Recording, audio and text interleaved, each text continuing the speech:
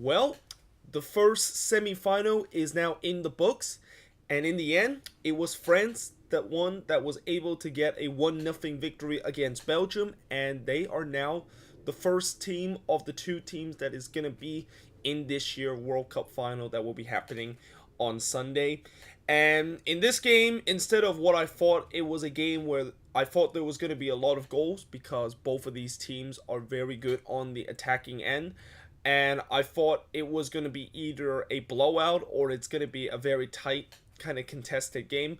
Well, I kind of was right in terms of the tightly contested game because this game was a very typical semi-final game.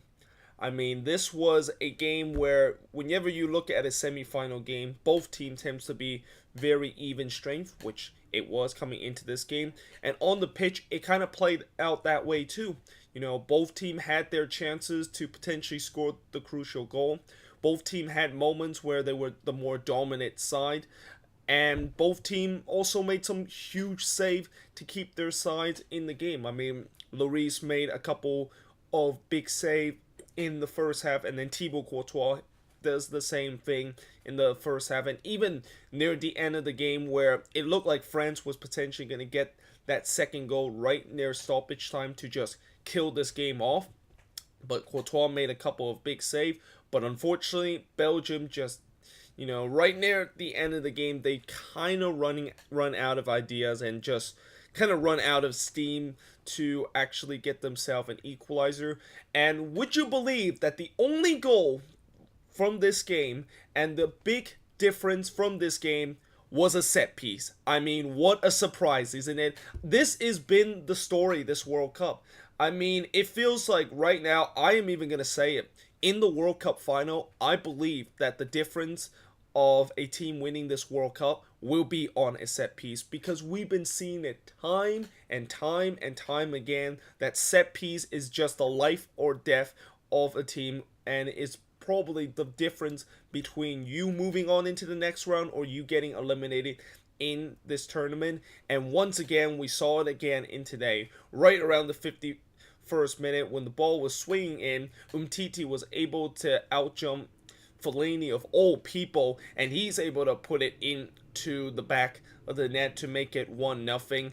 And that is literally all it took for France to able to win this game. Now, to be fair, France probably could have put this game away a little bit earlier, and the fact that Olivier Giroud, let's just say that he missed a lot of big chances today. I mean, there was so many good chance for him to potentially score his first goal in this tournament. It's hard to believe that he hasn't scored a goal so far in this tournament, but still, Didier Deschamps still puts him there thinking that he potentially could be a big threat for them in the air, and at times he does look like that, but like it's been throughout this tournament, Giroud unable to be able to put the ball into the back of the net. And you also kind of wonder, what will Deschamps do in the final? Does he still put Giroud in there knowing that not only he hasn't scored a goal so far in this tournament, but it's pretty clear that he's kind of like the Raheem Sterling of France, where he gets into a good position,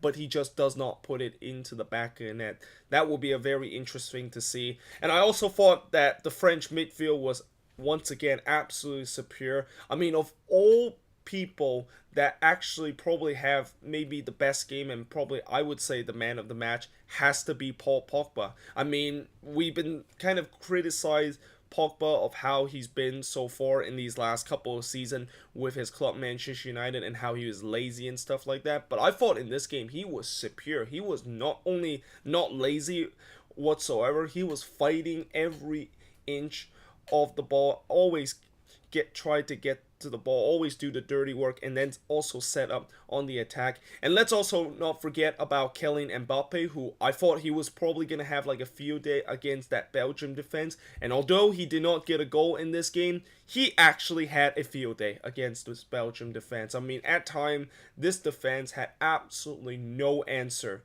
of the ability that Mbappe has. And I just have a feeling that this kid, we are probably going to be seeing a future Ballon d'Or player that is Kylian Mbappe playing in this World Cup, because the ability that he is putting on this World Cup, and the ability of him just continue to just kind of surprise everybody. Thought that, this kid is only 19 years old and he is already doing things that we have not seen since maybe Pele did back in the 1950s when he was a teenager. So, we probably are seeing a future Ballon d'Or winner that is playing on this game. But overall, France certainly, they took that crucial chances where Belgium didn't, and in the end, that was pretty much the difference in this game. I mean, this was a very even game. There was really nothing much to decide it, and you could argue that